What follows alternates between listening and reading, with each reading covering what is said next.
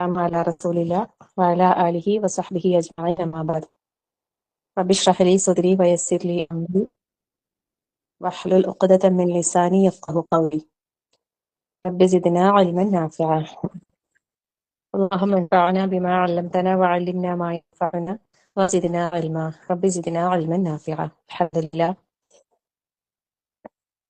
അള്ളാഹു സുബ്ഹാനഹു വ തആലയുടെ മഹത്തായ അനുഗ്രഹമാണ് നമുക്ക് അള്ളാഹു ഇതുപോലൊരു മജ്‌ലിസിൽ ഒരുമിക്കാൻ തൗഫീഖ് നൽകി. അൽഹംദുലില്ലാഹ്. പറയുന്ന കാര്യങ്ങൾ കൃത്യതയോടെ കേൾക്കാനും മനസ്സിലാക്കാനും ഉൾക്കൊള്ളാനും റഹ്മാനായ റബ്ബ് നമുക്ക് എല്ലാവർക്കും തൗഫീഖ് പ്രദാനം ചെയ്യുമാറാകട്ടെ. ആമീൻ. أعوذ بالله من الشيطان الرجيم بسم الله الرحمن الرحيم فأما الإنسان إذا ما ابتلاه ربه فأكرمه ونعمه فيقول ربي أكرمن وأما إذا ما ابتلاه فقدر عليه رزقه فيقول ربي أهانن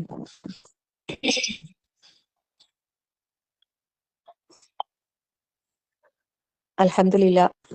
നമ്മൾ ഓരോരുത്തരും ഇന്ന് ഇങ്ങനെ ഒരു ഇതിൽ ഒരുമിച്ച് കൂടിയ സമയത്ത് ഒരു ക്ലിയർ കുറവുപോലെ കിട്ടിയ വിഷയം എന്ന് പറയുന്നത് പരീക്ഷണങ്ങളിൽ വിശ്വാസത്തിന്റെ നിലപാട് എന്നുള്ളതാണ്.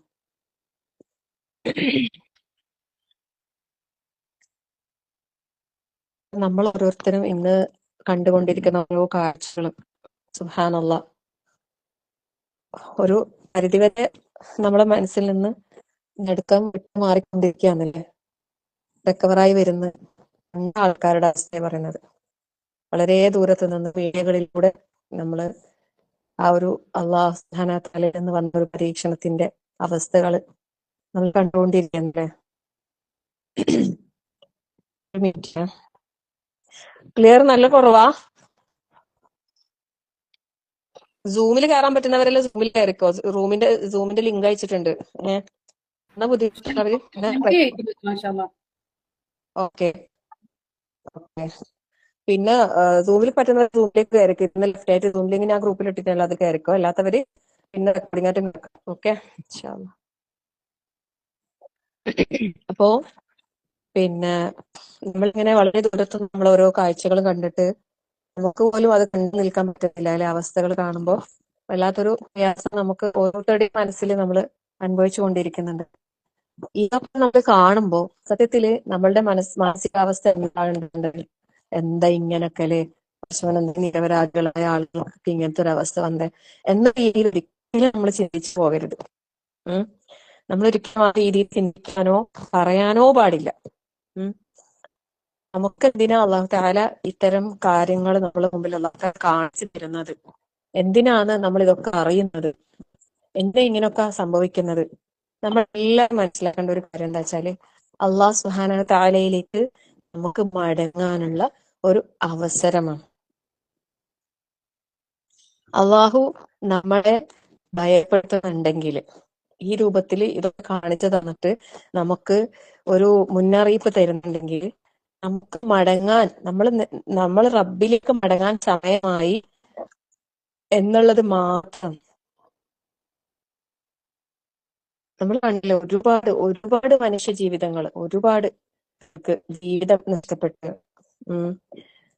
കുടുംബം നഷ്ടപ്പെട്ട്, വീട് നഷ്ടപ്പെട്ട്, സമ്പത്ത്, സൗകര്യങ്ങള്, ബിസിനസ് ഒക്കെ നഷ്ടപ്പെട്ട് നമ്മൾ കാണുന്നുണ്ട്. അതും അല്ലെ കുറഞ്ഞ നിമിഷങ്ങൾ കൊണ്ടാണ് ചിലതൊക്കെ അപ്രത്യക്ഷമായത്. ചിലരൊക്കെ വീട് വന്നിട്ട് കണ്ടിട്ട് ആ ഭാഗങ്ങളില് ഞങ്ങളുടെ വീടായിരുന്നു ഇവിടെ, പക്ഷെ അതിന് ഒന്നും ഒരു അവശേഷിപ്പും അവിടെ ബാക്കിയില്ലാതെ ഫുൾ അല്ലെ സമനിരപ്പായ പ്രദേശങ്ങളായി മാറിയ അവസ്ഥകൾ ഇന്നും ഇന്നലെയൊക്കെ ആയിട്ട് ഓരോരുത്തർ വന്ന് പിന്നെ കണ്ടുപോകുന്ന കാഴ്ചകളൊക്കെ നമ്മൾ വാർത്തകളിൽ കണ്ടില്ലേ. സുബ്ഹാനല്ലാഹ്, വളരെ പ്രയാസം നൽകുന്ന ഒരു കാഴ്ച തന്നെയായിരുന്നു അത്. അല്ലാഹു സുബ്ഹാനഹു വ തആല ആ പരീക്ഷണങ്ങളിൽ അകപ്പെട്ട ഓരോരുത്തർക്കും അള്ളാഹു മരണപ്പെട്ടു പോയവർക്ക് അള്ളാഹു മഗ്ഫിറത്തും റഹ്മത്തും നൽകി അനുഗ്രഹിക്കട്ടെ. ജീവിച്ചിരിക്കുന്നവർക്ക് അള്ളാഹു ക്ഷമയും സഹനവും സമാധാനവും നൽകി അനുഗ്രഹിക്കട്ടെ. തുടർന്നുള്ള ഇനി അങ്ങോട്ടുള്ള ജീവിതം എത്രയും പെട്ടെന്ന് സാധാരണ നിലയിലേക്ക് അള്ളാഹു എത്തിക്കട്ടെ. ആമീൻ. ഇങ്ങനെയുള്ള കാഴ്ചകൾ കാണുമ്പോൾ ഓരോരുത്തരുടെ ഹൃദയത്തിൽ പല പല ചിന്തകൾ ഇങ്ങനെ കടന്നു പോകും അല്ലെ. സത്യത്തില് നമ്മൾ വിശ്വാസികളാണല്ലേ. അൽഹംദുലില്ലാ, അള്ളാഹു നമ്മളെ വിശ്വാസികളായി തെരഞ്ഞെടുത്തിട്ടുണ്ട് അല്ലെ. അതുകൊണ്ട് തന്നെ വിശ്വാസിയായ ഓരോരുത്തരുടെയും മനസ്സിൽ എന്ത് ചിന്തയാണ്, ഇതിൽ നിന്ന് നമ്മൾ എന്താണ് നമുക്ക് എന്ത് ചിന്തയാണ്, അതിൽ നിന്ന് എന്ത് പാഠമാണ് ഉൾക്കൊള്ളാനുള്ളത്. അള്ളാഹു മനുഷ്യനെ വളരെ ദുർബലനായിട്ടാണ് സൃഷ്ടിച്ചത് പറയുന്നുണ്ടല്ലേ. ഖുലിഖൽ ഇൻസാന ദഈഫായാണ് അള്ളാഹു മനുഷ്യനെ സൃഷ്ടിച്ചിട്ടുള്ളത്. എന്തെല്ലാം മനുഷ്യൻ കണ്ടെത്തലുകൾ നടത്തിയാലും അതിനെല്ലാം ഒരു പരിധിയുണ്ട്, ഒരു പരിമിതികളുണ്ട് അല്ലെ. ഈ പറഞ്ഞ കാര്യങ്ങളൊന്നും നിയന്ത്രിക്കാന് മനുഷ്യന്റെ ഒരു കണ്ടെത്തലുകൾക്കും സാധിച്ചിട്ടില്ല. സുബ്ഹാനല്ലാഹ്. നമ്മൾ എല്ലാവരും എന്താണ്? അള്ളാഹുവിലേക്കുള്ള ആവശ്യക്കാരാണ്. യാ അയ്യുഹന്നാസ് അൻതുമുൽ ഫുഖറാഉ ഇലല്ലാഹ്. നമ്മൾ ഫഖീറുകളാണ്, അള്ളാഹുവിലേക്കുള്ള ആവശ്യക്കാരൻ മാത്രമാണ് നമ്മൾ ഓരോരുത്തരും, എല്ലാരും അല്ലെ. ഈ ദുനിയാവില് ഒരു സഹായവും ആവശ്യമില്ലാത്തതായിട്ട് ഒരാളെ അള്ളാഹു താല സൃഷ്ടിച്ചിട്ടില്ല. എല്ലാരും അള്ളാഹുലേക്ക് ആവശ്യക്കാരനാണ്. അള്ളാഹു ആരുടെ ആവശ്യമില്ലാത്തവനാണല്ലേ. അസ്സമദാണ് അള്ളാഹു, അൽ ഗനിയാണല്ലേ, അൽ ഹമീദാണ്. സുബ്ഹാനല്ലാഹ്.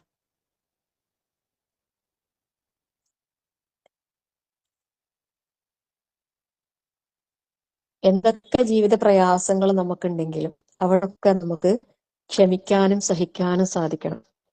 ഓരോ ദുരിതങ്ങൾ ഉണ്ടാകുമ്പോഴും അതിനുശേഷം ആശ്വാസകരമായ നാളുകളും പ്രതീക്ഷക്ക് വകയും നമുക്കുണ്ട് അല്ലെ. ഒരിക്കല് റസൂൽ സല്ലല്ലാഹു അലൈഹി വസല്ലമയുടെ കൂടെ സഹാബാക്കൾ ഇങ്ങനെ ഇരിക്കുന്ന സമയത്ത് റസൂൽ സല്ലല്ലാഹു അലൈഹി വസല്ലം അവരോട് പറയുന്നുണ്ട്, വഅലം വഅലം അന്ന ഫി الصبر على ما تكره خيرا كثيرا. എന്താണ്? ക്ഷമയിൽ നീ അറിയണം, ക്ഷമയില് അവിടെ ധാരാളമായിട്ടുള്ള ഹൈർ ഉണ്ട് എന്നുള്ളത് നീ അറിയണം. നിശ്ചയമായും സ്നേഹത്തോടൊപ്പമാണ് എന്തുള്ളത്? അള്ളാഹുവിന്റെ സഹായം ഉണ്ടാവുക. നിശ്ചയമായും സഹായം, അള്ളാഹുവിന്റെ സഹായം എന്നുള്ളത് ക്ഷമയോടൊപ്പമാണ്. ഫറജ മഅൽ, ദുരിതത്തോടൊപ്പമാണ് ആശ്വാസമുള്ളത്. ഫറജ മഅൽ ഉസ്രി യുസ്റാ, പ്രയാസത്തോടൊപ്പമാണ് എളുപ്പമുള്ളത്. സുബ്ഹാനല്ലാഹ്. ഈ വചനങ്ങളൊക്കെ നമ്മൾ ഇങ്ങനെ കാണുമ്പോൾ നമ്മൾ ഓരോരുത്തരും ചിന്തിക്കണം. ഇന്ന് ഇത്തരം സംഭവങ്ങൾ നടന്ന സമയത്ത് നമ്മൾ പലതും കാണുകയും കേൾക്കുകയും ചെയ്തില്ലേ. ചില യുക്തിവാദികള് ദൈവം എവിടെ പോയി എന്നൊക്കെ പറഞ്ഞിട്ട് ഈ ഒരു അവസ്ഥയെ ദുരുപയോഗപ്പെടുത്തുന്നത് നമ്മൾ കണ്ടു അല്ലെ. ബുദ്ധിശൂന്യമായ ചില ചിന്തകൾ മാത്രമാണ് അവർക്ക് ഷെയർ ചെയ്യാൻ പറ്റൂ. ശരിക്കും ഇങ്ങനെയുള്ള കാഴ്ചകൾ കാണുമ്പോൾ ചിലർ പറയും അത് ശിക്ഷയാണെന്നല്ലേ. ഇത് ശിക്ഷയാണെന്ന് പറയും. സത്യത്തില് നമ്മൾ ചിന്തിച്ച അത് ശിക്ഷയാണെങ്കിൽ അള്ളാഹു ആരെയാ ശിക്ഷിച്ചത്? ആരെയാ ശിക്ഷിച്ചത്? ആ ഉരുൾപൊട്ടലില് മരണപ്പെട്ടു പോയവരെയോ അതല്ലെങ്കിൽ അവരുടെ ബാക്കിയായ കുടുംബാംഗങ്ങളെയോ? ആരാണ് അള്ളാഹു താല ശിക്ഷിച്ചത്? അങ്ങനെയാണെങ്കിൽ ഒരിക്കലും നമുക്ക് അങ്ങനെ പറയാൻ പറ്റൂല എന്ന് പറയാം. നമ്മളൊക്കെ ഇവിടെ ഇപ്പോഴും ബാക്കിയായി കിടക്കുന്നുണ്ട് അല്ലേ. ശരിക്കും അങ്ങനെയാണെങ്കിൽ ശിക്ഷ ആർക്കുള്ളതായത്? സുബ്ഹാനല്ലാഹ്.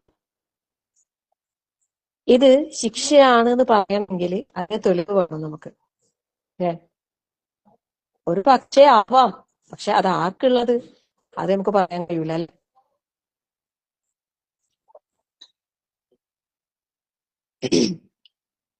ശിക്ഷ എന്ന് പറയണമെങ്കിൽ അതിന് തെളിവ് വേണം. നമ്മുടെ അടുത്ത് അത് ഉണ്ടാവും, അതില്ല അല്ലെ.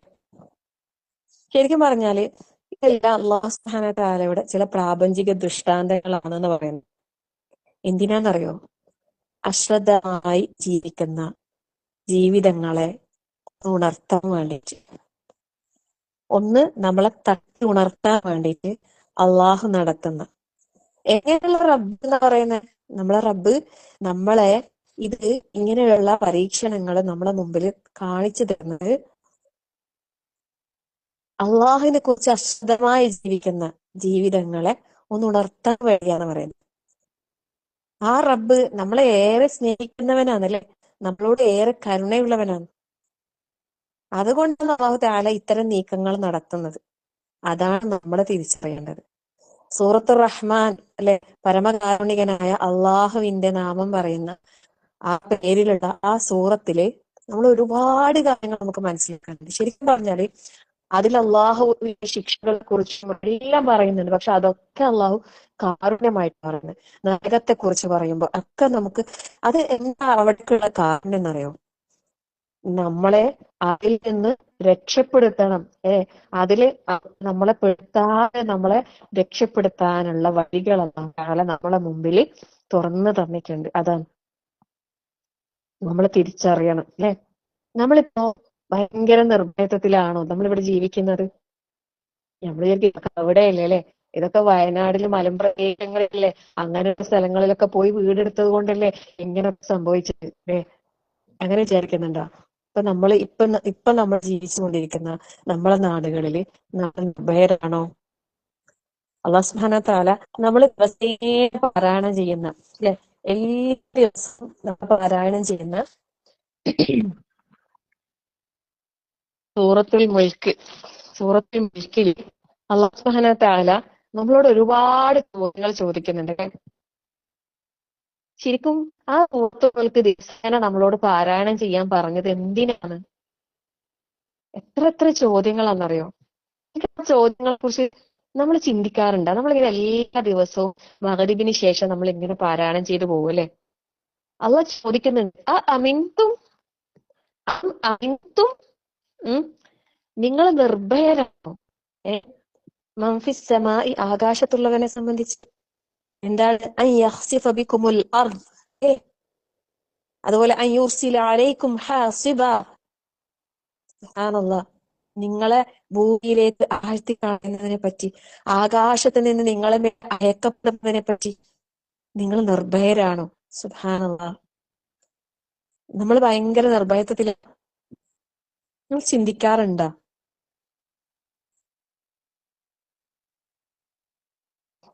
ശരിക്കും ഈ ചോദ്യങ്ങളെല്ലാം അല്ലാഹു തആല നമ്മളോട് ഉന്നയിക്കുന്നുണ്ടെങ്കിൽ അതെല്ലാം നമ്മളെ ഭയപ്പെടുത്താൻ വേണ്ടിയിട്ടല്ല, ശരിക്കും പറഞ്ഞാല് നമ്മളെ ഉണർത്താൻ വേണ്ടിയിട്ടാണ്.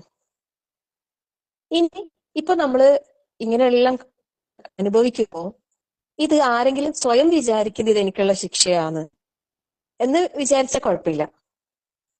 പക്ഷെ ഇത് അവർക്കുള്ള ശിക്ഷയാണ്, ഇത് അവരങ്ങനെയൊക്കെ ചെയ്തത് കൊണ്ടുള്ള ശിക്ഷയാണ് എന്ന് പറയാൻ നമുക്ക് അവകാശമില്ല. അത് ഏത് പരീക്ഷണത്തിലും ഇപ്പൊ നമ്മളിപ്പോ കണ്ടുകൊണ്ടിരിക്കുന്ന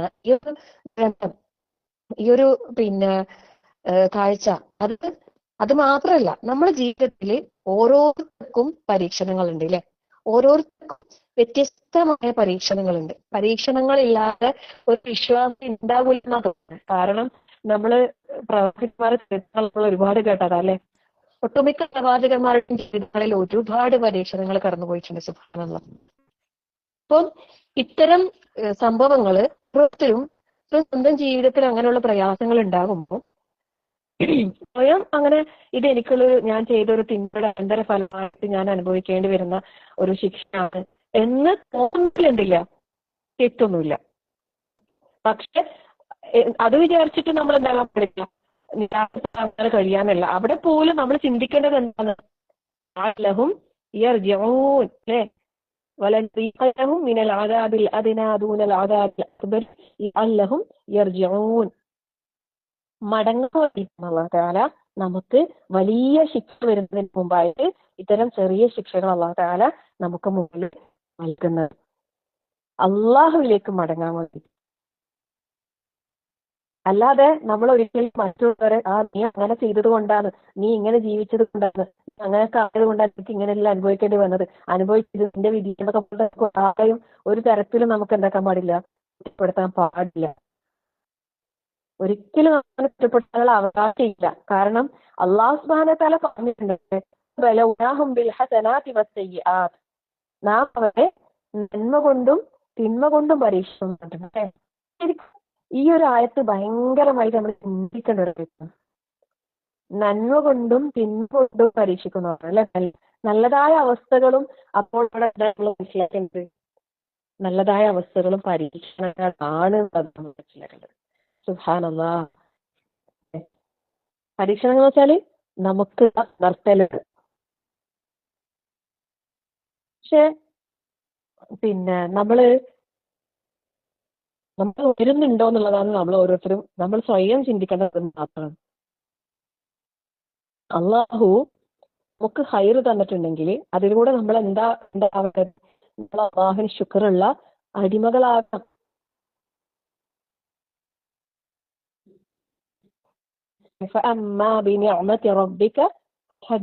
അള്ളാഹുവിന്റെ അനുഗ്രഹങ്ങൾ നമ്മളിങ്ങനെ പറയണം. അതിന് നമ്മൾ ശുക്റുള്ളവരാകണം. നമ്മൾ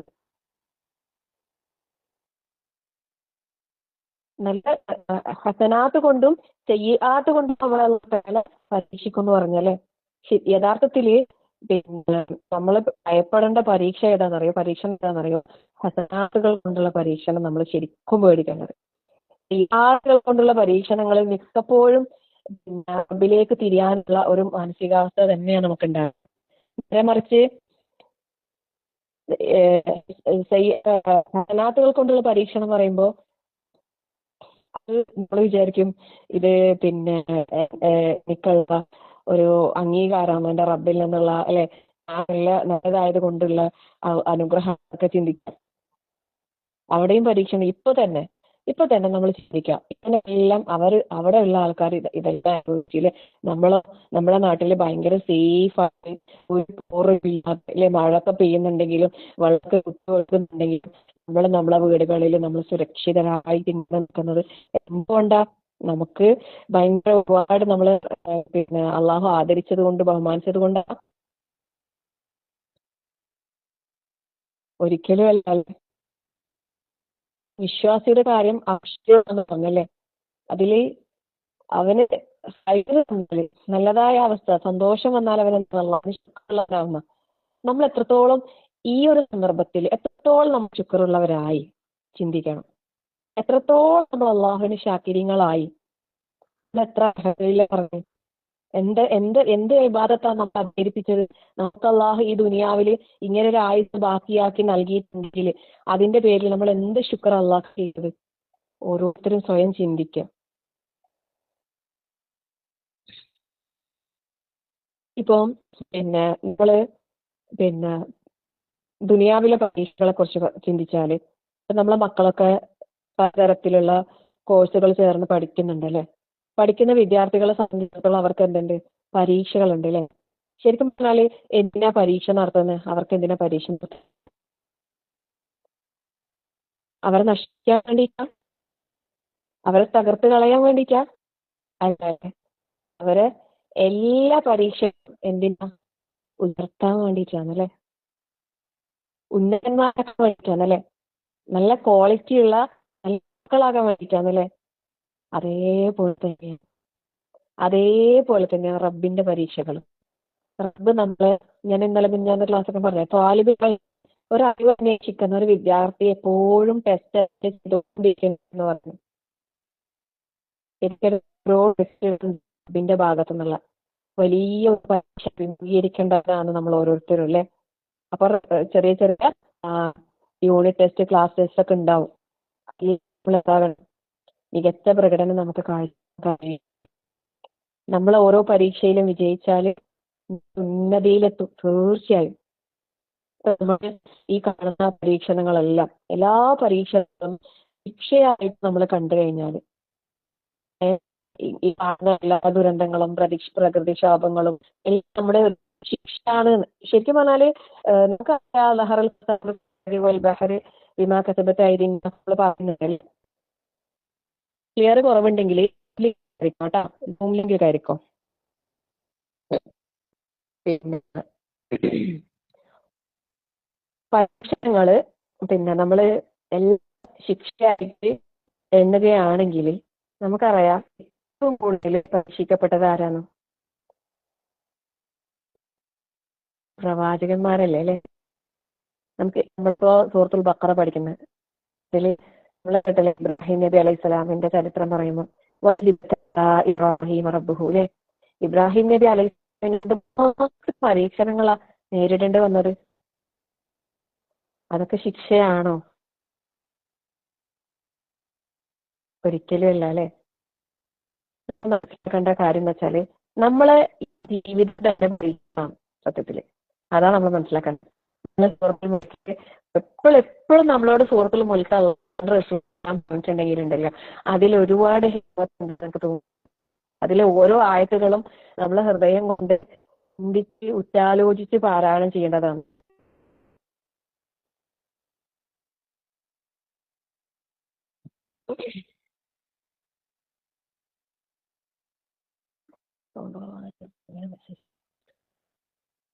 റിയൽമിയിൽ പറഞ്ഞിട്ടോ നമ്മുടെ ഈ ദുനിയാവിലെ ജീവിതം അല്ലെ, അഹ്സനു അമല ലിയബ്ലുവക്കും അയ്യുക്കും അഹ്സനു അമല, നിങ്ങളെ പരീക്ഷിക്കാൻ വേണ്ടിയിട്ടാണ് അല്ലാഹു തആല അല്ലെ അല്ലദീ ഹയാത്ത്, ജീവിതവും മരണമൊക്കെ അല്ലാഹു തആല നിങ്ങൾ ആരാണ് ഏറ്റവും നന്നായി ചെയ്യുന്നത് എന്ന് പരിശോധിക്കാൻ വേണ്ടിയിട്ട്, പരീക്ഷിക്കാൻ വേണ്ടിയിട്ട്. നമ്മൾ മനസ്സിലാക്കി രണ്ടു തരം പരീക്ഷണങ്ങളുണ്ട് എന്നത്. ഹസനാത്ത് കൊണ്ടും പരീക്ഷിക്കും എന്ന് പറഞ്ഞല്ലോ. അതിൽ ഒന്നാമത്തെ പരീക്ഷണം അല്ലെ, സത്യത്തില് നമ്മൾ ആ പരീക്ഷണമായിട്ട് നമുക്ക് തോന്നിയിട്ടില്ല. പരീക്ഷണമായിട്ട് നമുക്ക് ആർക്കും തോന്നിയിട്ടില്ല. നമ്മൾ വിചാരിച്ചത് എന്താ? നമുക്ക് ഒരുപാട് സമ്പത്ത് നൽകി, ആരോഗ്യം നൽകി, മക്കളെ നൽകി, സൗകര്യം നൽകി, ഇതൊക്കെ നമുക്കുള്ള ആദരവാണെന്ന് നമ്മൾ വിചാരിച്ചല്ലോ.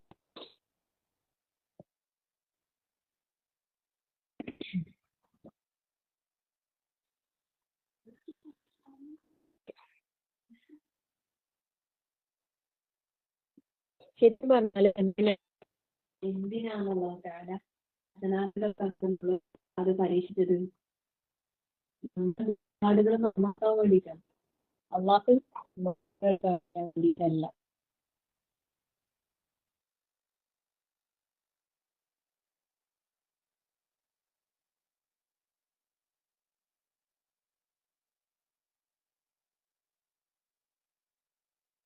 പരീക്ഷിച്ചു വിചാരിച്ചു.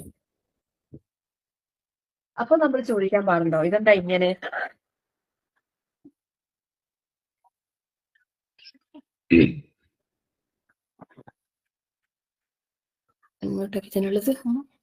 ഇതെന്താ ഇങ്ങനെ നമ്മൾ പറയാൻ പാടില്ല. നമ്മൾ ഓരോരുത്തരും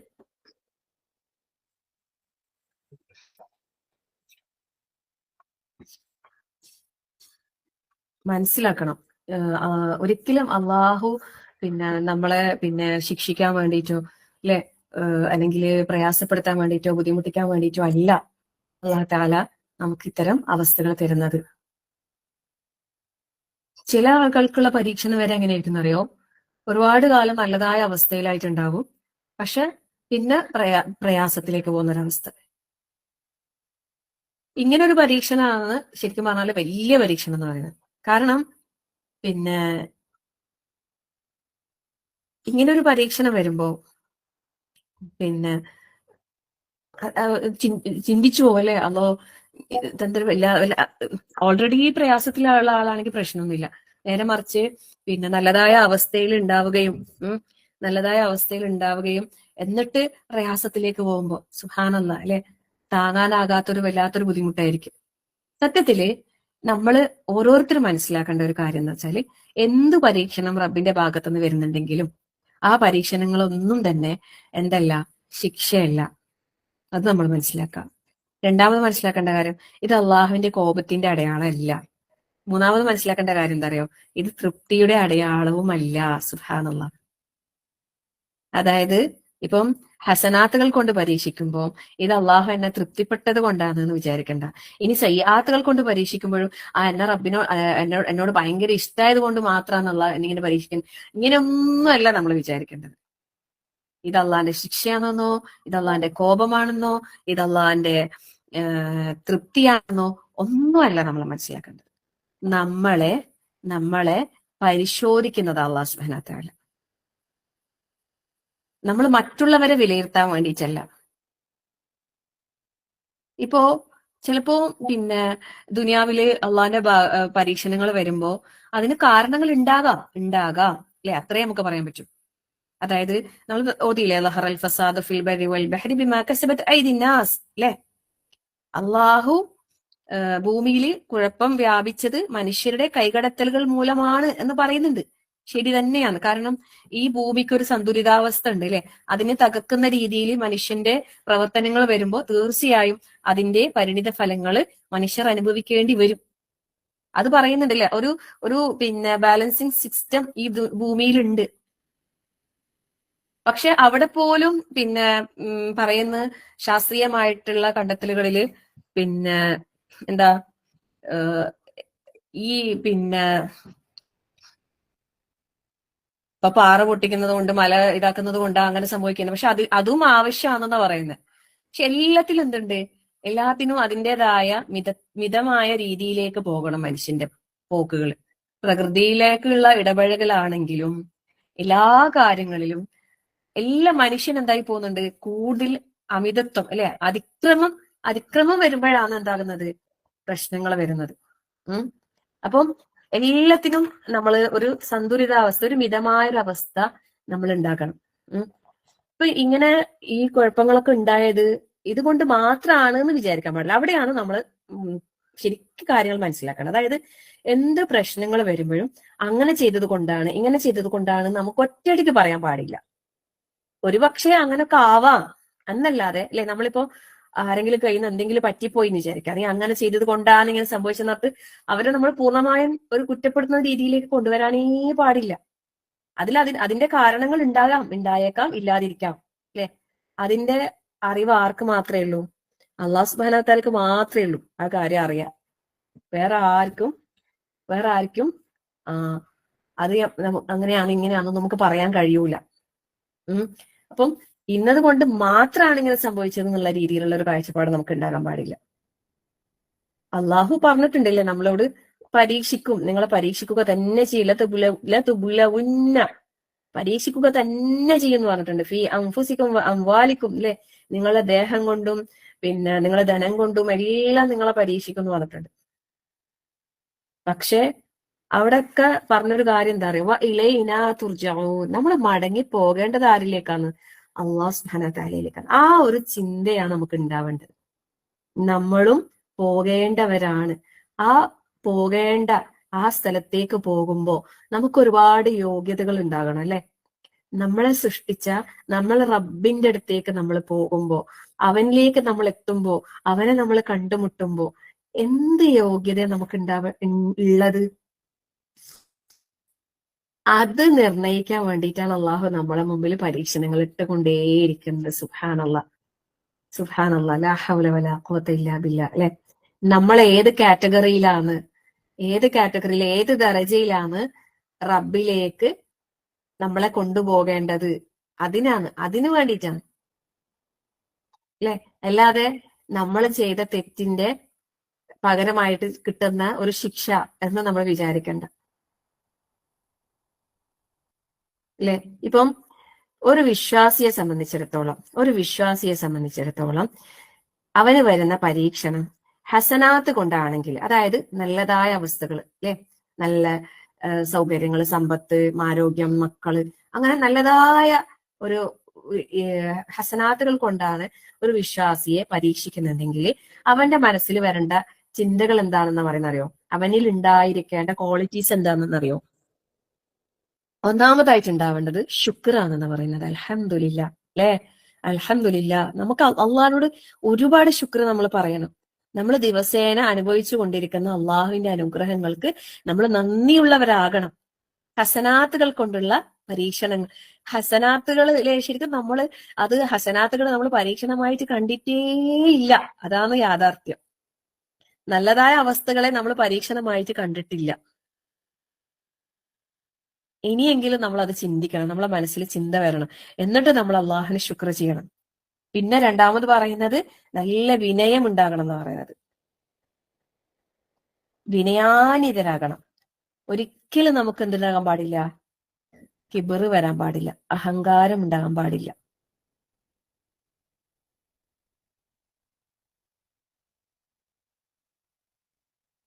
എന്നാൽ ഒരു വിശ്വാസി അവന്റെ പരീക്ഷണം അല്ലെ, ശരിക്കും പറഞ്ഞാല് പിന്നെ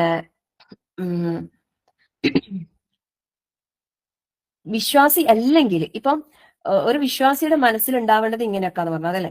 അതായത് അള്ളാഹുവിനോട് ശുക്ർ ഉണ്ടാകണം അല്ലെ, ശുക്ർ ചെയ്യും. പിന്നെ അതുപോലെ വിനയം ഉണ്ടാകും. പിന്നെ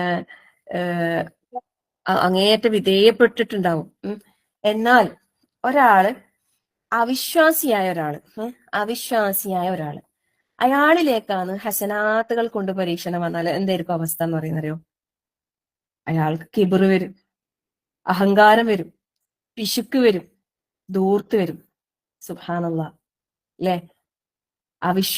വിശ്വാസി ഈ ക്വാളിറ്റീസ് എല്ലാം നമ്മളെ തന്നെ നമ്മൾ നോക്കണം കേട്ടാ. നമുക്ക് ഇതിൽ ഏത് ഗുണങ്ങളാ നമുക്കുള്ളത്, നമുക്ക് വരുന്നത്. നമ്മള് ശുക്രാണോ നമ്മൾ ചെയ്യുന്നത്? നമ്മൾ വിനയപ്പെടുകയാണോ? അള്ളാഹുലേക്ക് കീഴൊതുങ്ങുകയാണോ? അല്ലെ.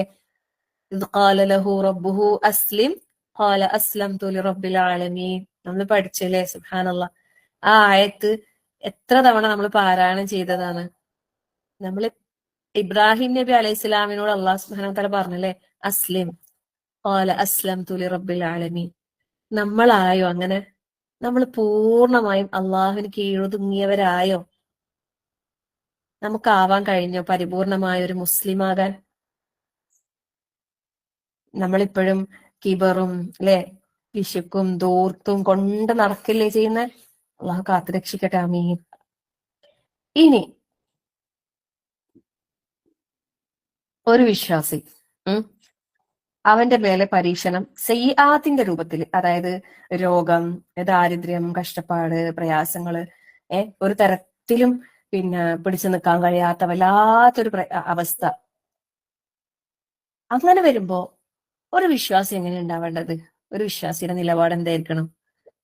താങ്ങാനാകാത്ത പ്രയാസങ്ങൾ എങ്ങനെയാണ്? ഒന്നാമതായിട്ട് ഉണ്ടാകേണ്ടത് സ്വബറാണ്. സുബ്ഹാനല്ലാഹ്. നേരത്തെ നമ്മൾ പറഞ്ഞ ശുക്ർ അല്ലെ, ഹൈറായ അവസ്ഥയിൽ ശുക്റുള്ളവരാകണം. ദറാഇന്റെ അവസ്ഥയിൽ എന്താണ് ആദ്യം ഉണ്ടാകേണ്ടത്? സ്വബർ. രണ്ടാമത്തെ കാര്യം പറയുന്നത് എന്താ അറിയോ? ഇസ്തിഗ്ഫാർ. ധാരാളമായിട്ട് ഇസ്തിഗ്ഫാർ അധികരിപ്പിക്കണം. എന്തുകൊണ്ടാ എനിക്ക് ഇങ്ങനെ വന്ന റബ്ബേ? എന്റെ എന്തെങ്കിലും അല്ലെ തെറ്റുകുറ്റങ്ങളാണോ പാപങ്ങളാണോ റബ്ബേ? ഞാൻ നിന്നിലേക്ക് ഇതാ ഖേദിച്ച് മടങ്ങുന്ന അല്ലാഹുവേ. നമ്മളെ അറിവിൽ അങ്ങനെ എന്തെങ്കിലും തിന്മകൾ ഉണ്ടെങ്കിൽ അതിനെക്കുറിച്ചൊക്കെ ഓർത്ത് അള്ളാഹുലേക്ക് തൗബ ചെയ്ത് ഇനി ഒരിക്കലും ഞാൻ അങ്ങിലേക്ക് പോകൂല റബ്ബേ എന്നുള്ള ആത്മാർത്ഥമായ പശ്ചാത്താപ മനസ്സോടെ ഇസ്തിഗ്ഫാർ ധാരാളമായിട്ട് അധികരിപ്പിക്കാം. പിന്നെ വേണ്ടത് പ്രാർത്ഥനയാണ്, ദുആ. നല്ല പോലെ പ്രാർത്ഥിക്കാം. ശരിക്കും ഈ പറഞ്ഞ ക്വാളിറ്റീസിലേക്ക് നമ്മൾ പോയിട്ടുണ്ടോ? ഇപ്പൊ നമ്മൾ നേരിട്ടല്ലോ ഈ പരീക്ഷണങ്ങളെ അല്ലെ.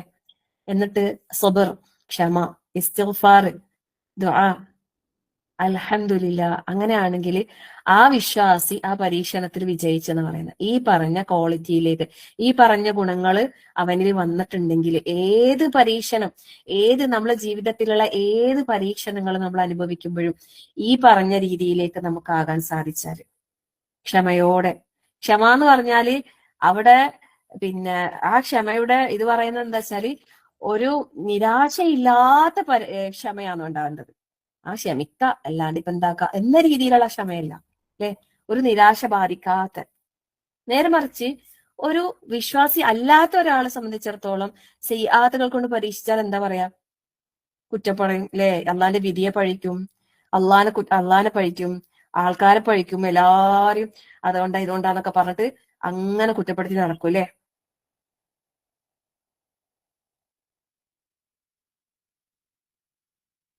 നേരത്തെ നമ്മൾ ഓതി വെച്ച ആയത്തുണ്ടല്ലോ അല്ലെ, ഫഅമ്മൽ ഇൻസാനു ഇദാ മബ്തലാഹു റബ്ബുഹു ഫഅക്റമഹു വനഅമഹു ഫയഖൂലു റബ്ബി അക്രമൻ. അല്ലെ, ഒരു മനുഷ്യനെ അള്ളാഹു തആല പരീക്ഷിക്കുന്നു, അവനെ ആദരിക്കുകയും ബഹുമാനിക്കുകയും ചെയ്താൽ അവൻ പറയും ആ അല്ലെ, നല്ലതായ അവസ്ഥകളിൽ വെച്ചാല് ആ അള്ളാഹ് എന്നെ ആദരിച്ചു എന്ന് പറയും.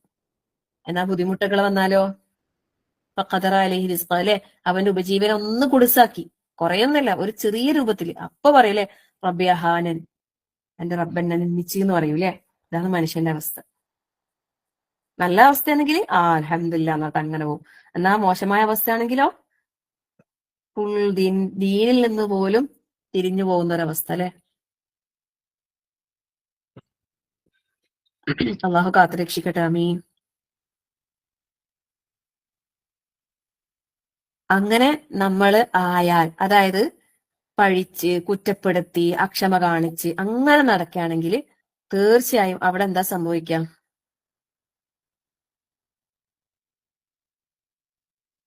വലിയ നഷ്ടം, അത് വലിയ നഷ്ടം അല്ലെ.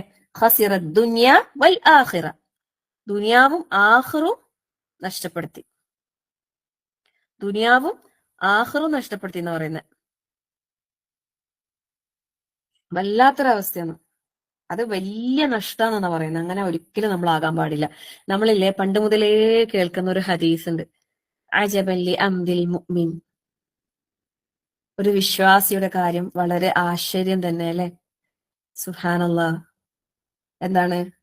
അവൻ എന്തെങ്കിലും ബുദ്ധിമുട്ടുകളെ ബാധിച്ചാൽ അവൻ എന്താക്കും? ക്ഷമിക്കും. ഫകാന ഖൈറൻ ലഹു, അത് അവന് ഖൈറാണ് അല്ലെ. ഫൈൻ അസാബത്തുഹു ദർറാ സറാ, അവന് എന്തെങ്കിലും ഖൈർ നല്ലതായ അവസ്ഥകൾ ഉണ്ടെങ്കിൽ അവൻ ശക്കറ അല്ലെ, നന്ദി കാണിക്കുക, അല്ലാഹുവിനെ സ്തുതിക്കും. ഫകാന ഖൈറൻ ലഹു, അത് വിശ്വാസിക്കല്ലാതെ ഇല്ല എന്ന് പറഞ്ഞു. ഒരു മുഅ്മിനിന് മാത്രം കിട്ടുന്ന ഒരു ക്വാളിറ്റിയാണത്. എത്ര കാലമായി നമ്മൾ ഈ ഒരു ഹദീസ് കേൾക്കാൻ തുടങ്ങിയിട്ടല്ലേ, എന്നിട്ട് നമ്മള് നമ്മൾ അജബാകുന്നുണ്ടാ അല്ലെ?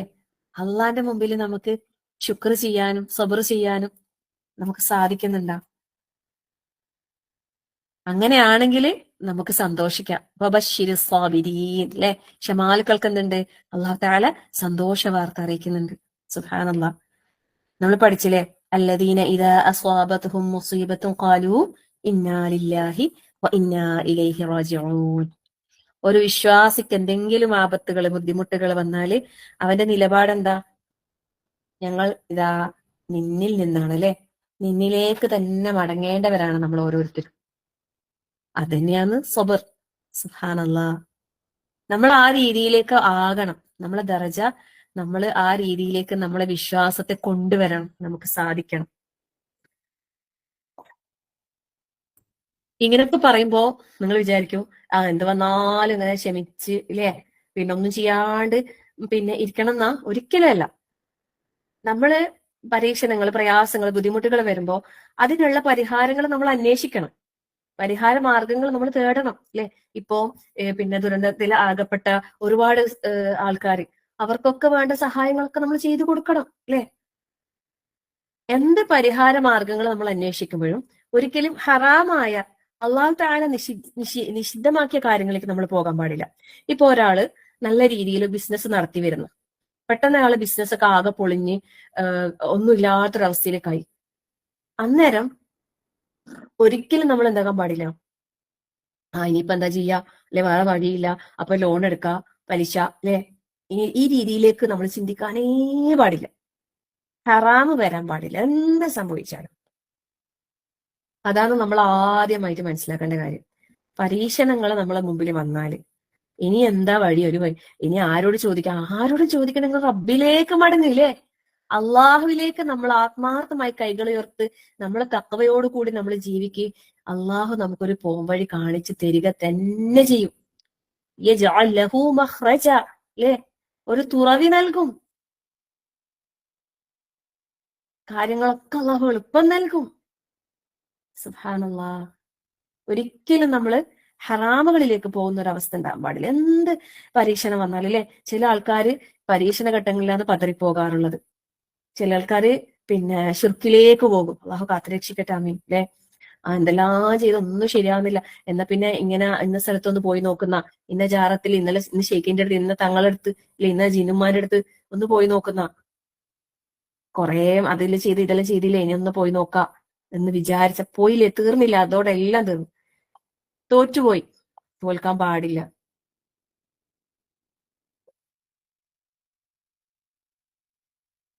നമുക്ക് എന്ത് നമ്മളെ മുമ്പിൽ പരീക്ഷണങ്ങൾ വന്നാലും ഒരു നിരാശ നമുക്ക് വരാൻ പാടില്ല. കാരണം എന്താ അറിയോ, ഈ നിരാശ എന്ന് പറയുന്ന ആരടുത്ത് നിന്നുള്ളതാ നമ്മൾ പഠിച്ചിട്ടുണ്ട് അല്ലേ. നിരാശ ഇബിലീസിന്റെതാ, ഇബിലീസിന്റെ പണിയാ നമ്മളെ നിരാശരാക്കുക എന്നുള്ളത്. അന്നേരം പിന്നെ ഓരോരോ കാര്യങ്ങളിലേക്ക് നമ്മൾ പോയിക്കൊണ്ടിരിക്കും. നമ്മൾ ഒരിക്കലും നമുക്ക് നിരാശ വരാൻ പാടില്ല. നമ്മള് അതിനുള്ള ഉദാഹരണങ്ങൾ നമുക്ക് പരിശുദ്ധ ഖുർആനിൽ തന്നെ നമുക്ക് തുറന്ന് കാണിച്ചു തരുന്നുണ്ട് അല്ലെ. പ്രവാചകന്മാരുടെ ജീവിതങ്ങളിലേക്ക് നമ്മളൊന്ന് പോയി നോക്ക്, പ്രവാചകന്മാരുടെ ചരിത്രങ്ങൾ അല്ലെ. സുബ്ഹാനല്ലാഹ്, നമ്മൾ ചിന്തിച്ചു നോക്ക്, ഓരോ നബിമാരുടെയും ചരിത്രം. ലാ ഹൗല വലാ ഖുവത ഇല്ലാ ബില്ലാഹ്. സക്കരിയ നബി അലൈഹിസ്സലാം അല്ലെ, മക്കളില്ലാതെ എത്ര പ്രയാസപ്പെട്ട്. പക്ഷെ ഒരിക്കലും അല്ലെ, സക്കരിയ നബി അലൈഹിസ്സലാം എന്താ പറഞ്ഞറിയോ, വലം അകു ബിദുആഇക റബ്ബി ശഖിയ്യ, ഞാന് നിന്നോട് ദുആ ചെയ്തിട്ട് ഒരിക്കലും ഭാഗ്യം കെട്ടവനായിട്ടില്ല റബ്ബേ. പ്രതീക്ഷയാണത്. പ്രതീക്ഷയുടെ കിരണങ്ങളാണ് നമ്മളെ ഹൃദയങ്ങളിൽ ഉണ്ടാവേണ്ടത്. ഒരിക്കലും റബ്ബിനെ കുറിച്ചൊരു മോശം ചിന്ത നമ്മുടെ മനസ്സിൽ വന്നു പോകരുത്. റബ്ബിനെ കുറിച്ച് നമ്മൾ നല്ലത് മാത്രം ചിന്തിക്കുക അല്ലെ. റബ്ബുൽ ഖൈറാണ് നമ്മളല്ല, ഖൈറിന്റെ റബ്ബാണ്. ഇതിൽ എന്തെങ്കിലുമൊക്കെ ഖൈർ ഉണ്ടാകും, ഉറപ്പ്, തീർച്ചയായും അങ്ങനെ തന്നെ വിചാരിക്കും അല്ലെ. ഇബ്രാഹിം നബി അലൈഹി സ്വലാം നിരാശനായിന, എന്തെല്ലാം എന്തെല്ലാം എന്തെല്ലാം ഘട്ടങ്ങൾ അദ്ദേഹത്തിന്റെ ജീവിതത്തിലൂടെ കടന്നുപോയി. പ്രായമായിപ്പോയാണ് അള്ളാഹു തആല അല്ലെ ഒരു കുഞ്ഞിനെ കൊടുക്കുന്നത്. സുബ്ഹാനല്ലാഹ്, ലാ ഹൗല വലാ ഖുവത ഇല്ലാ ബില്ലാഹ്. യാക്കൂബ് നബി അലൈഹി സ്വലാമിന്റെ ചരിത്രം ഒക്കെ അറിയാലോ അല്ലെ, അതൊന്നും നമുക്ക് വിശദീകരിക്കേണ്ട ആവശ്യമില്ല. ഈ പേരുകൾ പറയുമ്പോൾ തന്നെ ഈ ചരിത്രങ്ങൾ നമ്മളെ കണ്ണുകളിലേക്ക് ഇങ്ങനെ വരണം, നമ്മളെ ഹൃദയങ്ങളിലേക്ക് വരണം.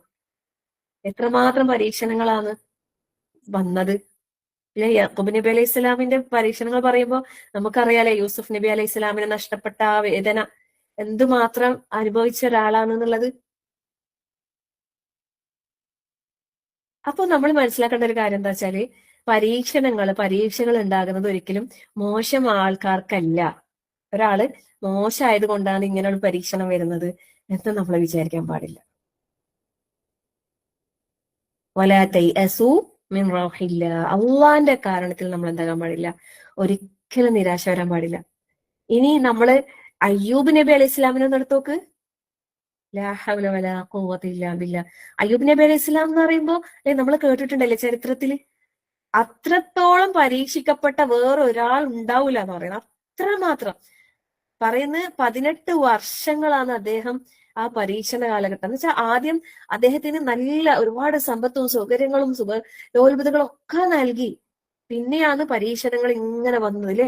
അങ്ങനെ പരീക്ഷിച്ച് എന്താ പറയാ, എല്ലാം നഷ്ടപ്പെട്ട് അവസാനം അദ്ദേഹത്തിന്റെ ഭാര്യ മാത്രം ഉണ്ടായില്ലേ, മക്കളും സമ്പത്തും സൗകര്യങ്ങളും ഒക്കെ പോയി.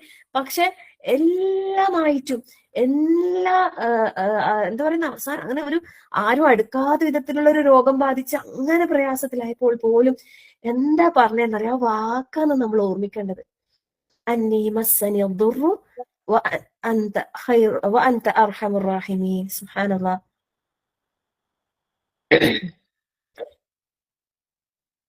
എനിക്കൊരു ചെറിയൊരു ബുദ്ധിമുട്ട് ബാധിച്ചിന് റബ്ബേ, നീ എത്ര കാരുണ്യവാന, കരുണ ചെയ്യുന്നവരിൽ എത്ര കാരുണ്യം ചെയ്യുന്നവനാണ് റബ്ബേ. എന്താണല്ലേ, എങ്ങനെ ഇങ്ങനെ പറയാൻ കഴിയുന്ന ഒരു ഈമാനൊന്ന് ആലോചിച്ച് നോക്ക്. നമ്മളെന്താ പറയാ, നമുക്ക് എന്തെങ്കിലും ഒരു ബുദ്ധിമുട്ട് വരുമ്പോ എന്താ റബ്ബേ ഇങ്ങനല്ലേ, ഞാനെന്താ 5 നേരം കൃത്യമായി നിസ്കരിക്കുകയും നോമ്പെടുക്കുകയും തഹജ്ജുദ് നിസ്കരിക്കുകയും ഖുർആൻ പാരായണം ചെയ്യുകയും എല്ലാം ചെയ്യുന്നല്ലേ, എന്നിട്ട് എന്താ റബ്ബേ അനക്ക് ഇങ്ങനെ വന്നു പോയത് എന്ന് ആരെങ്കിലും ചിന്തിച്ചിട്ടുണ്ടാ? ഒരിക്കലും അങ്ങനെ ചിന്തിക്കാൻ പാടില്ല, ഒരിക്കലും അങ്ങനെ പറഞ്ഞു പോകാൻ പാടില്ല. അത് പറയാൻ പാടില്ലാത്തൊരു വാക്കാണ്. എപ്പോഴും അള്ളാന്റെ കാരുണ്യത്തെ നമ്മൾ മുൻപിൽ വെച്ചിട്ട് പറയണം റബ്ബേ അല്ലെ. വഅൻത അർഹമുർ റാഹിമീൻ. അതുകൊണ്ട് തന്നെ അയ്യൂബ് നബി അലൈഹി സ്വലാം അങ്ങനൊക്കെ പരീക്ഷകൾ നേരിട്ടെങ്കിൽ അള്ളാഹു തആല ഒക്കെ തിരിച്ചു നൽകിയല്ലേ.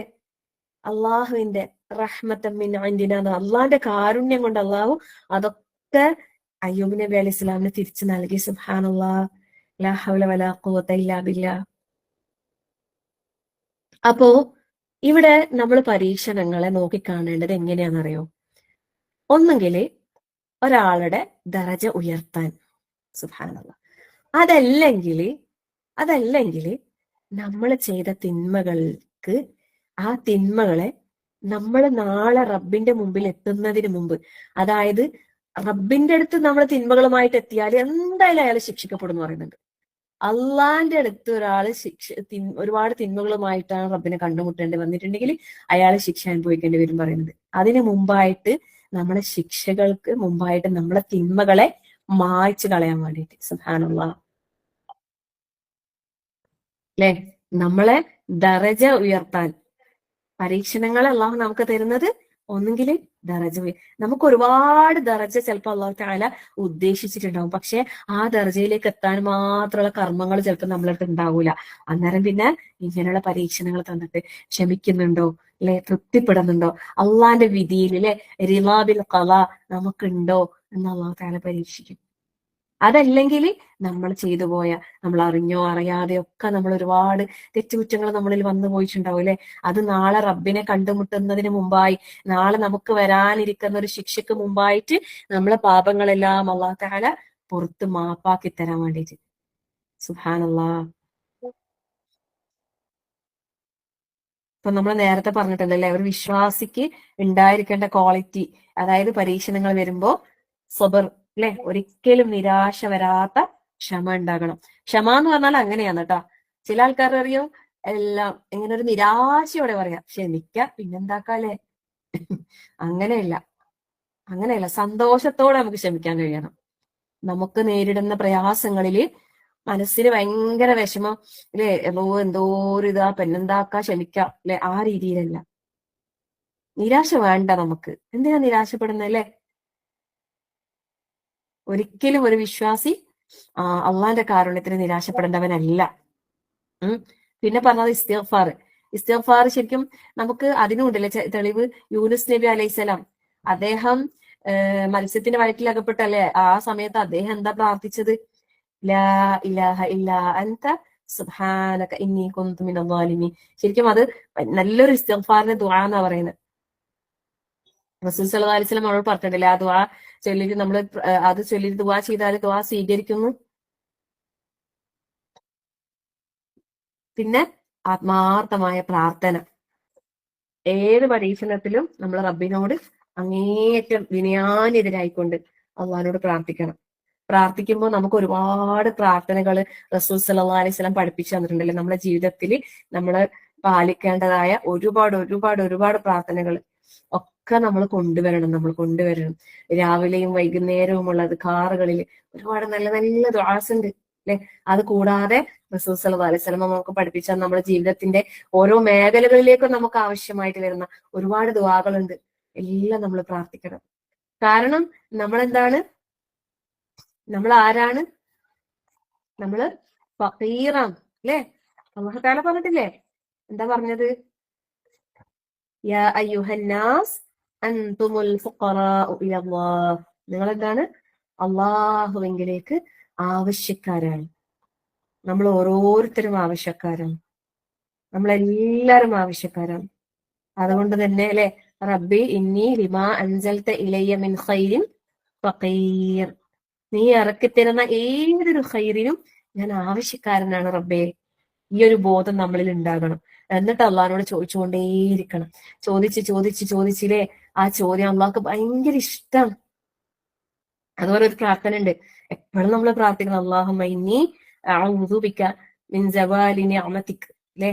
അള്ളാഹു നൽകിയ അനുഗ്രഹങ്ങൾ നീങ്ങുന്നതിൽ നിന്ന് ഞാൻ നിന്നോട് രക്ഷ ചോദിക്കുന്നു. വതഹവുലി ആഫിയതിക്, അല്ലെ? നമ്മളെ ആഫിയത്ത്, അള്ളാന്റെ അനുഗ്രഹം വലിയ അനുഗ്രഹമാണല്ലേ. അതൊക്കെ നീങ്ങിപ്പോകുന്നതിൽ നിന്ന്, ഇല്ലാതായി പോകുന്നതിൽ നിന്ന്, അവസ്ഥകളിൽ നിന്ന് അള്ളാഹു തആലയോട് നമ്മളെപ്പോഴും കാവൽ ചോദിച്ചുകൊണ്ടേയിരിക്കണം. അതുപോലെ പിന്നെ എത്ര വലിയ പ്രയാസം ഉണ്ടായാലും പ്രാർത്ഥിക്കാൻ വേണ്ടിയിട്ട് റസൂൽ സല്ലല്ലാഹു അലൈഹി വസല്ലം പഠിപ്പിച്ചൊരു പ്രാർത്ഥന ഉണ്ട്. എന്താണെന്നറിയോ? അല്ലാഹു റബ്ബി ലാ ശരീക ലാ ഉശ്രികു ബിഹി അഹദ. രണ്ട് വിധത്തിൽ പറയുന്നതിന്. ഞാൻ എന്താ എന്റെ റബ്ബ് അള്ളാഹു ആണല്ലേ, അവനിൽ ഞാൻ ഒരിക്കലും പങ്കു ചേർക്കുകയില്ല. ഇപ്പോ നമുക്ക് പരീക്ഷണങ്ങള് പല വിധത്തിൽ ഉണ്ടാവും എന്ന് പറഞ്ഞല്ലോ അല്ലെ.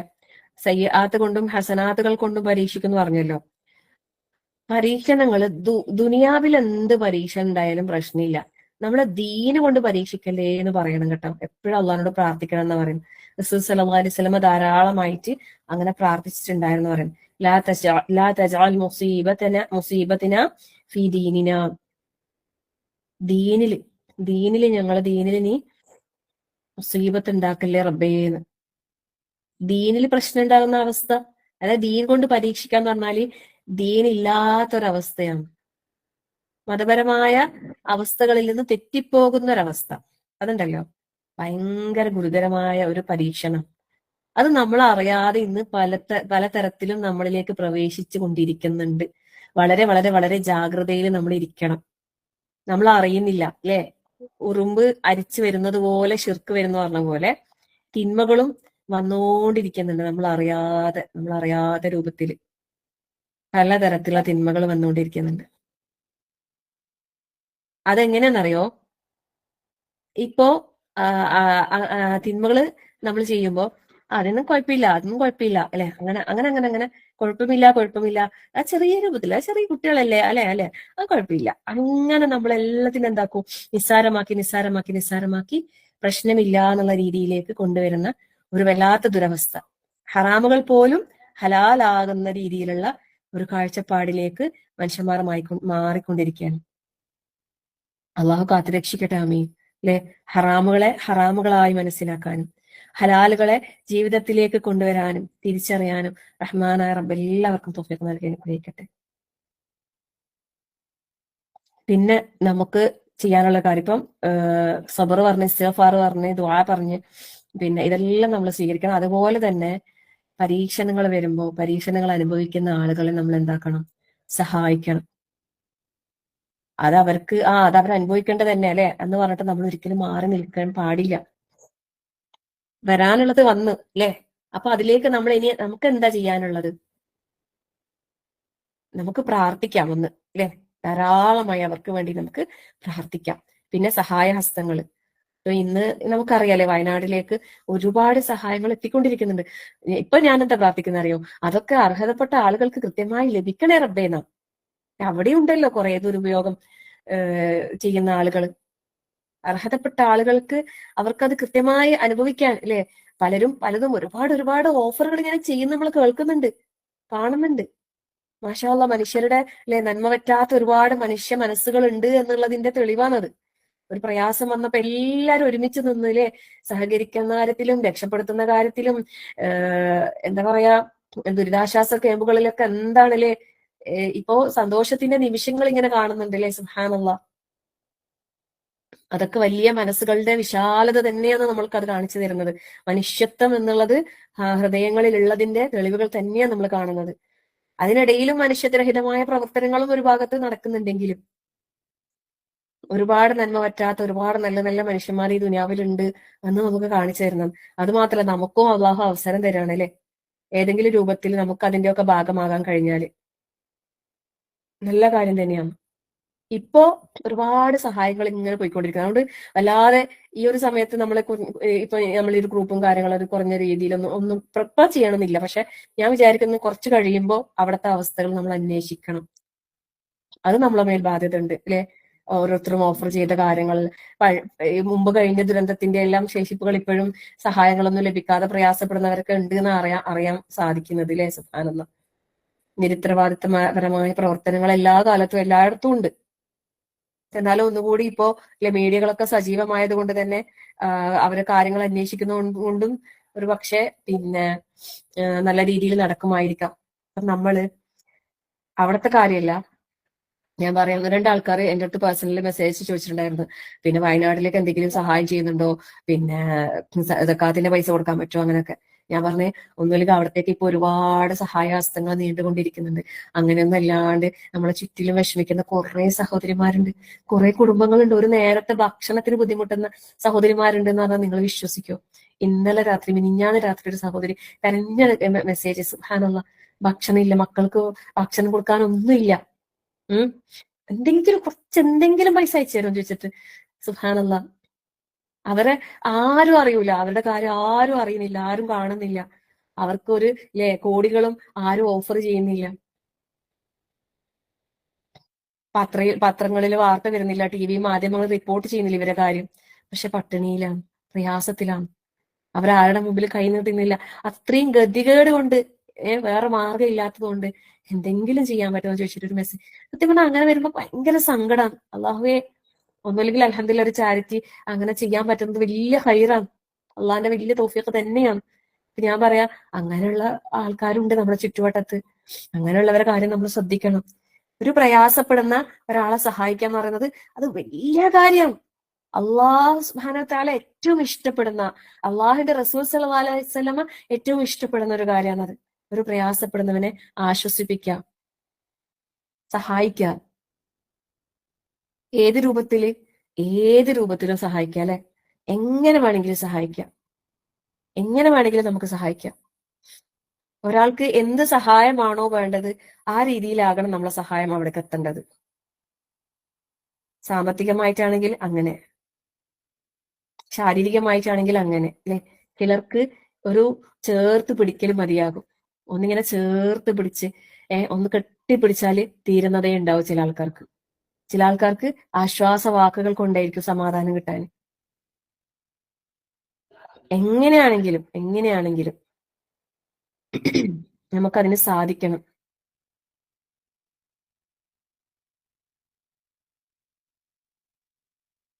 ഒരു പോസ്റ്റ്, അവസാനമായിട്ടൊരു പോസ്റ്റ് ഞാൻ ഇന്ന് വായിച്ചത്, അത് വായിച്ചിട്ട് നമുക്ക് ഈ ക്ലാസ് നിർത്താം. ഇമാം ഇബ്നുൽ ജൗസി റഹ്മത്തുള്ളാഹി പറയാൻ, എന്തിന് ഈ പരീക്ഷണം? ഒരു മുഅ്മിനിന് പരീക്ഷണങ്ങളും പ്രയാസങ്ങളും ഉണ്ടാകുന്നതിനെ പറ്റി ഞാൻ കുറേ ആലോചിച്ചു. അതിന് പിന്നിലുള്ള യുക്തി ഹൃദയങ്ങളെ അള്ളാഹുവിന്റെ വാതിൽക്കൽ കൊണ്ടുപോയി നിർത്താൻ അവ കാരണമാകുന്നു എന്നതാണ്. സുബ്ഹാനല്ലാഹ്, മനോഹരമായ വാക്കുകളല്ലേ? അള്ളാന്റെ വാതിലിന്റെ അടുത്ത് നമ്മളെ കൊണ്ടുപോകും, നമ്മളെ ഹൃദയങ്ങളെ അള്ളാന്റെ വാതിൽക്കൽ കൊണ്ടുപോയി നിർത്താൻ വേണ്ടിയിട്ടാണ് അള്ളാഹു പരീക്ഷണങ്ങളും പ്രയാസങ്ങളും നമുക്ക് നൽകുന്നത്. അങ്ങനെ തന്നെയാണ്. അള്ളാഹ്ക്ക് നമ്മളെ ഇഷ്ടമാണ്. നമ്മൾ തെറ്റിപ്പോകുമ്പോ അള്ളാഹ് നമ്മളെ പിടിച്ചു കുലുക്കുന്നതാ, അല്ലെ? അള്ളാഹുവിലേക്ക് തിരിയാൻ, അള്ളാഹുവിന്റെ അടുത്തേക്ക് കൂടുതൽ എടുക്കാൻ, നമ്മളെ ദറജകൾ ഉയർത്താൻ, നമ്മളെ പാപങ്ങൾ പുറത്തു കിട്ടാൻ അള്ളാഹു സഹായിക്കുമാറാകട്ടെ. ആമീൻ.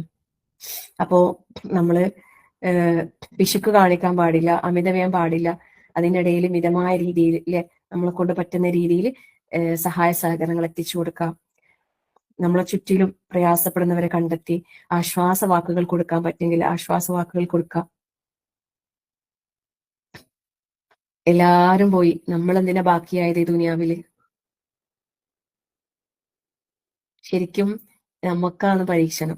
ഞാൻ പലപ്പോഴും ചിന്തിക്കാറുണ്ട്, ഓരോ ബുദ്ധിമുട്ടുന്ന പ്രയാസപ്പെടുന്ന ആളുകൾ നമ്മളെ മുമ്പിൽ ഉണ്ടാകുമ്പോൾ അവർക്കല്ല ഇതൊരു പരീക്ഷണം, നമുക്കാണ്. നമ്മളെ മുമ്പിലാണ് ഇത് ചോദ്യചിഹ്നമായിട്ട് നിൽക്കുന്നത്. നമ്മളെ മുമ്പിലാണ് ഇതൊരു പരീക്ഷണമാകുന്നത്. നമ്മൾ മാറ്റണം നമ്മളെ നിലപാടുകൾ, നമ്മളെ ചിന്തകൾ, നമ്മളെ പ്രവർത്തനങ്ങൾ, നമ്മളെ കർമ്മങ്ങൾ എല്ലാം അള്ളാഹുവിലേക്ക് നമുക്ക് തിരിയാൻ സാധിക്കണം. ക്ഷമയോടെ, ഇസ്തിഗ്ഫാറിലൂടെ, പ്രാർത്ഥനയിലൂടെ അള്ളാഹുവിലേക്ക് നമ്മൾ തിരിയണം. കുറ്റപ്പെടുത്തലുകളോ അഹങ്കാരങ്ങളോ പിശുക്കോ ഒന്നും നമുക്കുണ്ടാകാൻ പാടില്ല.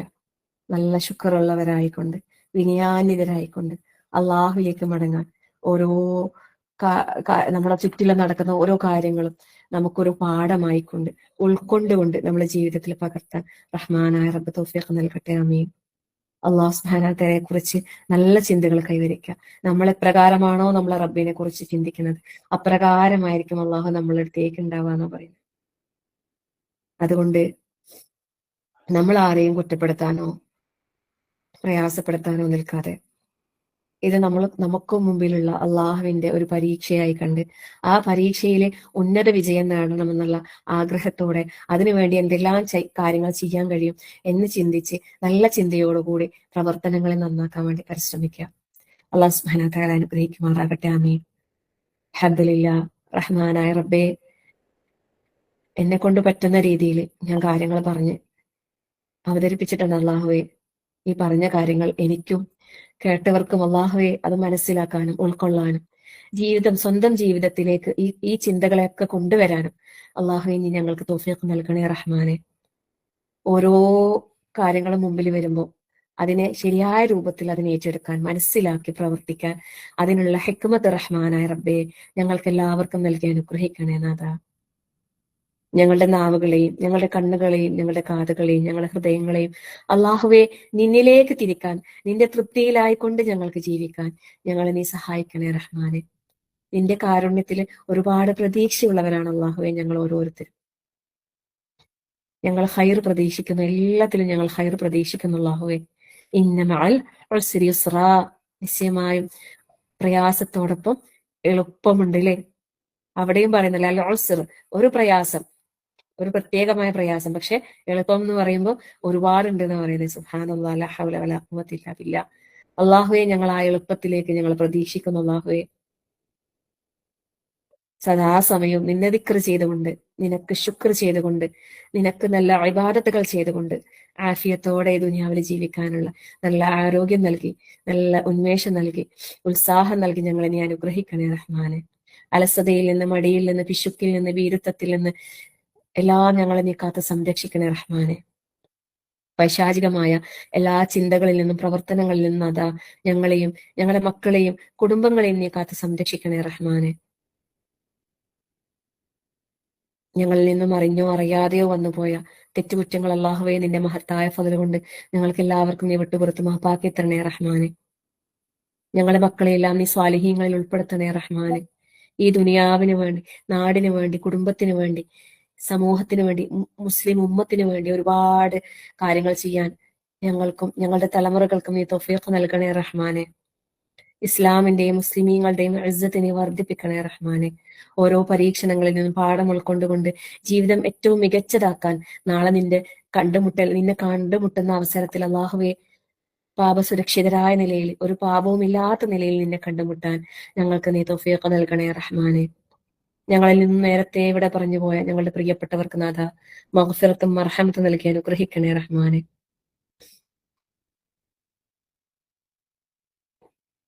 അവരെയും ഞങ്ങളെയും നിന്റെ ജന്നാത്തുൽ ഫിർദൗസിൽ ഒരുമിച്ച് ചേർത്ത് അനുഗ്രഹിക്കണേ റഹ്മാനെ. ربنا هب لنا من أزواجنا وذرياتنا قرة أعين واجعلنا للمتقين إماما. ربنا لا تزغ قلوبنا بعد إذ هديتنا وهب لنا من لدنك رحمة إنك أنت الوهاب. اللهم اغفر للمؤمنين والمؤمنات والمسلمين والمسلمات والأحياء منكم والأموات إنك مجيب الدعوات يا قاضي الحاجات. اللهم أجرنا من النار، اللهم أجرنا من النار، اللهم أجرنا من النار وادخلنا الجنة يا رب العالمين. ربنا آتنا في الدنيا حسنة وفي الآخرة حسنة وقنا عذاب النار. ربنا تقبل منا إنك أنت السميع العليم وتب علينا إنك أنت التواب الرحيم. آمين آمين برحمتك يا أرحم الراحمين. وصلى الله على محمد والحمد لله رب العالمين. السلام عليكم ورحمة الله وبركاته.